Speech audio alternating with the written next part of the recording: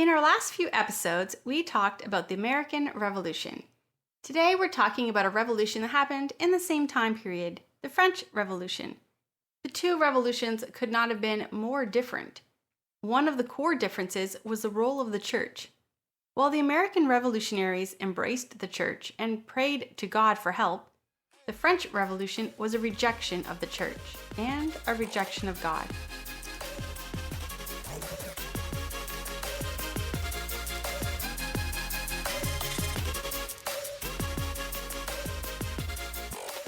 Welcome back to Church History. I'm your host, Laura Lee Siemens.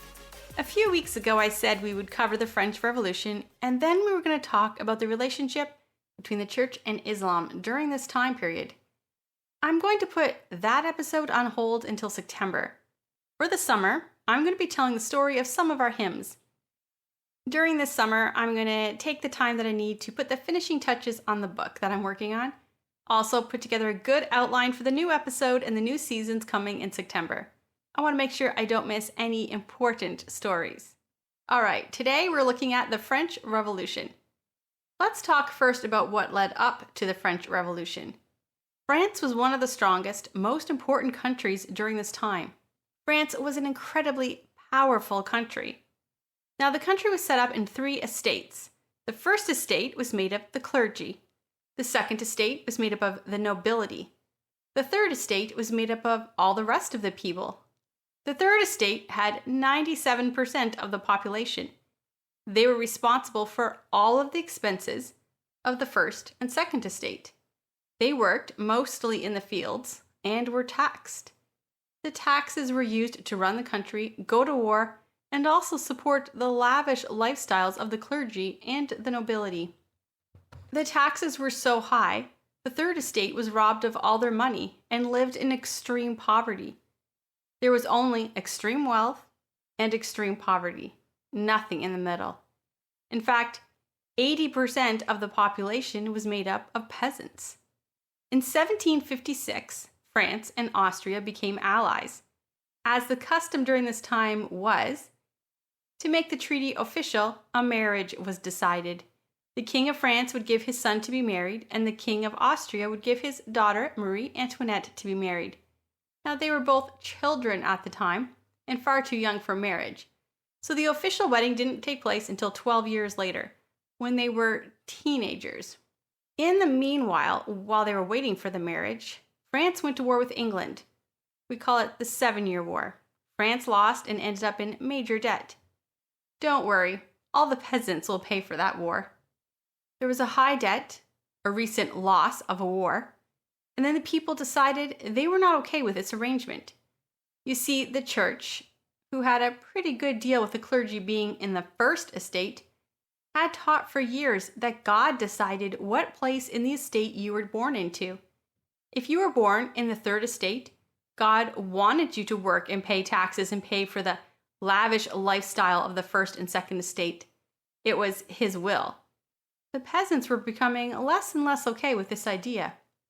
The Age of Enlightenment was spreading across Europe. The idea that you could think for yourself and you didn't have to believe what the government or what the church told you. In 1770, on the 19th of April, Marie Antoinette and Louis XVII were married. Marie Antoinette liked living in a lap of luxury. She would only have the very best. She dressed in very expensive clothing, had her hair done in some extreme fashions. One time she even had it done to look like a giant ship. She would only allow the very best food, clothing, and parties. Everything that would cost a lot of money. Louis, on the other hand, was a creator. He liked to work on clocks and other little inventions of his. He wasn't interested in marriage or politics. The two were a very mismatched couple, but they were forced to marry. And immediately after their very expensive and lavish wedding, all the guests attended the first night of the marriage to make sure the couple would do their one and only job, create an heir to the throne. 4 years later, the King of France died of smallpox. And suddenly, Louis and Marie Antoinette were in charge of the country. A country in massive debt, with citizens growing in resentment. Now, King Louis the 16th hated being king. He had no interest in politics, and he was very easily manipulated. Even though France was in debt, he decided he would help fund a revolutionary war against his enemy, the King of England. The English colonies were trying to create their own country, and they were at war against England. By the time the American War of Independence was over, France was even more in debt than before. The only solution was, of course, more taxes. So, the peasants were taxed for every window they had in their house. They were taxed for the salt that they bought. They were taxed if they didn't buy enough salt. They were taxed for the wheat that they had. They were taxed if you saved the salt or the wheat from last year. They were taxed for the land that they lived on. They were taxed. And that was just the tax from the nobility. The church also had their own separate tax for the people. And basically, there was nothing left for the families. Meanwhile, the cathedrals continued to buy beautiful, elaborate things made of gold and silver, and the nobility continued to have lavish parties. And Marie Antoinette continued to buy more and more beautiful clothing and fancy furnishings. The people were done. Why should they have to slave away to pay and fund for another country they would never even see? And why should they pay for another country to have freedom from a throne when they lived under a worse throne? Maybe it was time for their own reformation. But they didn't just want a reformation from the throne. They wanted a reformation from the throne and the church. They wanted total freedom. Then bad weather ruined the crops. Now everybody was poor and starving, except of course for the first and second estate. The clergy and the nobility all had lots of food. They continued to have large parties with fancy things, lots of food, while the people were starving. The peasants finally had enough, and a mob was formed. The elites realized if 98% of the population attacked them, they might actually be in trouble. So they agreed to make some changes. The Estates General was called. Now, it had not been called in a long time, decades, but things were so out of control, and the country was completely out of money. There was representatives from each of the three estates, and they were told that each would be able to vote before making any changes. That sounded good. All three estates would be represented. Except the clergy got one vote, the nobility got one vote, and the peasants got one vote.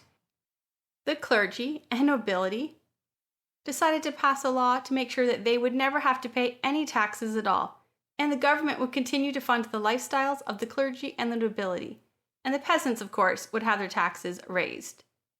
The nobility and the clergy voted together, and the peasants only had one vote, even though they represented 98% of the people. The third estate decided it would create its own government.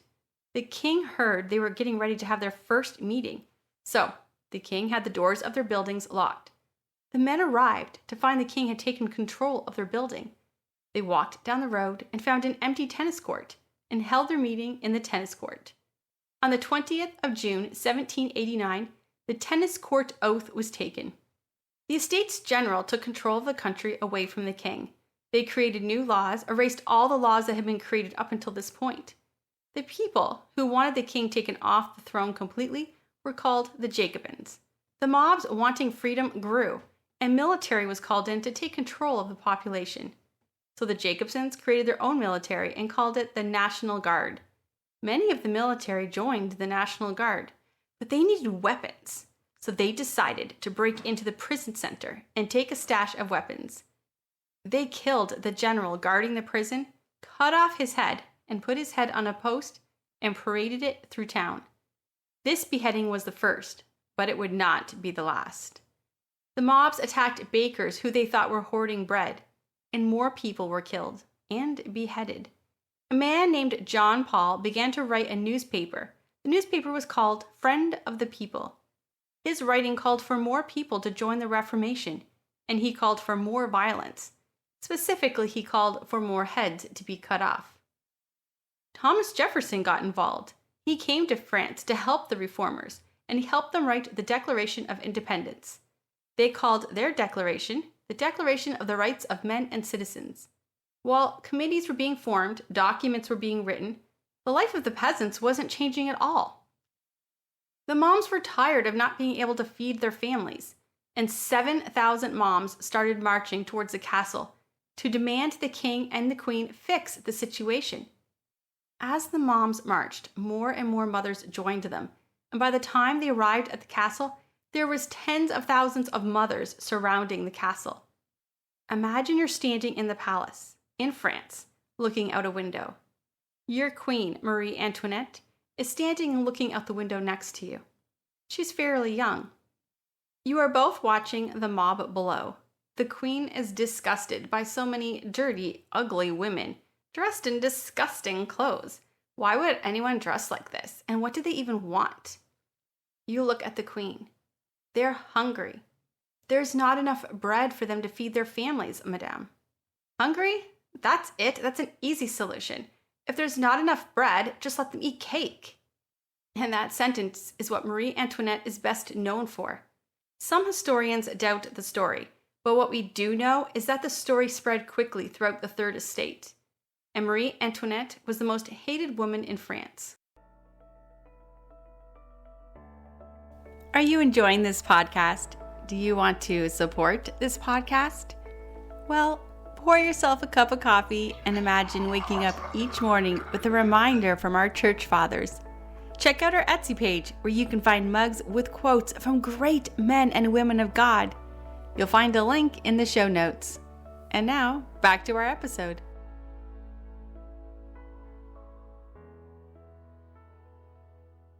The 98% were standing up to the church and the nobility. It became clear the populace had gained control. The government passed a law that the clergy and the nobility would now have to start paying taxes themselves, and no tax dollars could be spent on parties or on lavish lifestyles. Had the Reformation simply stopped here, perhaps it would have been a success. The king knew he was in trouble.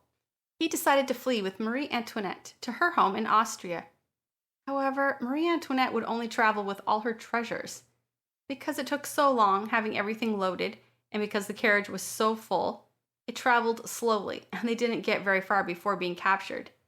The king had dressed to look like a servant, but Marie Antoinette was picky about what she would allow herself to wear, so her disguise was not very good. The king and queen had claimed to be supporting the Third Estate, and fleeing the country made it obvious they did not support the Reformation. One of the things that people wanted reformed was the death penalty. There was many horrific ways of death penalty during this time period. The people wanted just one version of the death penalty that all people would face, and they wanted it to be quick and painless. A man named Dr. Joseph Guillotine invented a death machine. He called it the National Razor that would cut off someone's head immediately upon contact. The National Razor was accepted as a new death penalty, but people didn't call it the National Razor. They simply called it the guillotine. John Paul was still writing for his paper called The Friend of the People. He began writing and calling for the death of the king, and the death of every landlord, and the death of every priest. Of course, he wanted them to use this new machine, the guillotine. The men of the First and Second Estate began to pack up their families and leave France. They knew the mob was coming for them, and they didn't want an up-close encounter with the guillotine.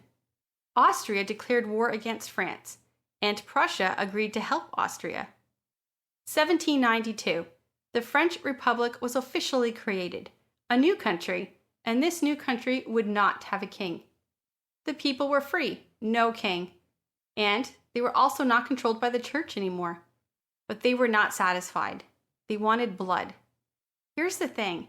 Have you ever wondered why you are here? What is your purpose for your life? I can tell you. You were created to worship God. Each of us are created to worship God. It's our purpose. If we erase God, we will replace God, but we will still worship. Atheism spread through France. A man named Robespierre was running the Reformation now, and he created the cult of reason, a worship of reason, and a rejection of God. He called on the people to reject the idea of God. They stormed the Notre Dame and looted it. And they set up the Notre Dame as the Temple of Reason. Along one wall in the Notre Dame was a row of statues. They were statues of kings from the Old Testament. The mob, thinking the statues were actually past French kings, beheaded each of the statues. The heads were discovered hundreds of years later in the 1920s and are on display in museums today. Robespierre had the calendar changed. All Christian celebrations were canceled. Statues of past French heroes were torn down. The way people addressed each other was changed. Everything from the past had to be erased, and anything about God had to be erased. In just 6 years, a country that had been controlled by the church and the throne for hundreds of years no longer had a monarch and was an atheist country. It was understandable that the people hated the clergy and the church. They were corrupt, but now they were free from them. They had rejected God as well, and they'd embraced atheism. Would things get better or worse if they were controlled under atheism instead of the church? The priests and the clergy from the church were rounded up and thrown into prison. In 1793, the Committee of Public Safety was created. Now that the church was gone, the Committee of Public Safety had one job: to make sure the public was always kept safe from dangerous teachings. Anyone heard speaking out against Robespierre, the new country, the new way of doing things, was arrested. Anyone found celebrating the old holidays or addressing people with the old way of speaking respectfully was arrested. Anyone celebrating a Christian holiday or talking about God or showing any respect for the clergy or church was arrested. Anyone showing any empathy for the church or for the people arrested was arrested. The Committee of Public Safety made sure no one was hurt with any dangerous ideas. Austria and Prussia were planning on attacking, and there was a rumor they would attack the prison and set the prisoners free, hoping the prisoners would aid the Austrian army. The prisoners were all taken to court and tried and found guilty and taken to the guillotines. September 1792, in one day, 1,607 people were tried, found guilty, and beheaded, all in one day. Newspapers around Europe covered the story. Are these the rights of men? Is this the liberty of human nature? France heard Austria and Prussia were planning on putting King Louis back on the throne once they won the war. So to make sure the king would never take the throne again, King Louis was tried, found guilty, and beheaded. There was a vote whether or not to execute him. 360 people voted to have him live. 361 voted to have him killed. All of Europe saw France was out of control, and all of Europe began to attack France. France was now full on at war. The country was still in debt, and everyone was living in fear of saying the wrong thing and getting beheaded. Plus, they began missing the old holidays, and while they had hated the king and knew the clergy were corrupt, they still remembered the heroes of their past, and they didn't really want it to all be erased. Living under the atheist rule turned out to be harder, and the new government decided that all able men would have to join the war. The peasants wanted a new revolt. The last 6 years had been a mistake. They began to revolt, but Robespierre was not going to let them go. A general named John Baptiste had 1,000 priests, mothers, and children tied to a ship. He then sent the ship out to sea and had it sunk. People were outraged. France was further in debt, deeper into war, peasants were revolting, and thousands of people were being murdered. The Committee of Public Safety had to control the people. They used the greatest weapon of all, fear. More people were rounded up and arrested, and the executions continued. People had erased the past, changed the way people spoke, canceled holidays, killed the clergy, turned the cathedrals into temples of reason. Reason and science was now to be worshipped, and the Committee of Safety would make sure no other dangerous idea was ever spoken. And it all happened so fast. A lady named Charlotte Corday had enough. She wanted all the killing to end. She wanted the people to stop following Robespierre so blindly. She saw the newspaper, that Friend of the People, was part of the problem. She decided to take matters into her own hand. She contacted the writer John Paul and told him she had a list of politicians who were secretly against the Reformation and true to the old France. He agreed to meet with her and to get the list. She arrived at his house. John Paul had a rare skin condition. so he had to soak in water for most of the day. He was sitting in a tub when she came to visit him. She stabbed him to death. A killing to end the killings. Charlotte was arrested and tried for treason, and of course, beheaded. She died believing that she'd done the right thing. She died on July 17th, 1793 in Paris, France. But the death of John Paul turned him into a martyr, and people felt even more adamant about finding anyone who was secretly still loyal to the old France. 40,000 people were arrested, tried, found guilty of being loyal to the old France, taken to the guillotine, and beheaded. They were found guilty of crimes against liberty. There was a Republic of Virtue, where people were arrested by the Committee of Safety if they were caught worshiping God, and then beheaded for crimes against liberty. Robespierre built a giant papier-mâché mountain inside of the Notre Dame, and then dressed in all white, stood on top of the mountain, and declared himself to be worshipped. On October 16th, 1793, Marie Antoinette was sentenced to death and killed by the guillotine. Even after all this time, she was still delusional. She believed her royal carriage would pick her up and take her to the guillotine. Instead, she was taken there in an old, rickety wagon.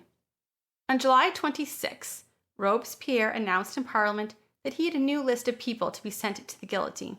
And there were politicians on this list. Parliament had their own list with only one name on it, Robespierre. He was arrested, found guilty, and taken outside and beheaded. 1799. This was the official end of the Reformation. In 1789, in a tennis court, the Reformation had started, and 10 years later it was over. 10 years of blood, fear, and a country changed completely. The Directory was created to be put in charge of France, and laws were created to make sure never again could just one man have all the power. But now they were even farther into debt. There were people who wanted the church back. They wanted a church that wasn't corrupt, but they wanted a church. But there were still others who wanted it to stay an atheist country. Some wanted the nobility to come back. Others wanted to keep all the rich people out of the country. But all of the different fractions had a common enemy, and that was the rest of the countries attacking France. So when a general who had been away for the last 10 years fighting to keep France from being taken over by Austria and Prussia, that general returned to France as a hero. Well, all the country was in the middle of a literal fight. The general came to a rescue. He claimed to be a Christian. He said he wanted to bring the church back, but with restrictions, to make sure the church never had control over the people. He wanted to fix the debt, defeat the enemies of France, and set France up as a truly free and powerful country once again. The people voted this general into office. His name was Napoleon Bonaparte. In the future, we're going to do an entire episode on Napoleon. As I was prepping for this episode, I felt like I was talking about our world today. We have a society today that is pushing to get rid of God, eliminate God, any mention of him from public. There's a push to erase our history, change the way we speak, the way we address each other, to radically change our society, to tear down statues, to get rid of our holidays. Here in Canada, we are putting pastors in prison. To be specific, our health department is putting pastors in prison. Our own personal committee of public safety. The pastors being targeted are the pastors that have been speaking out against these health departments. Pastors are being arrested to keep the public safe from dangerous viewpoints.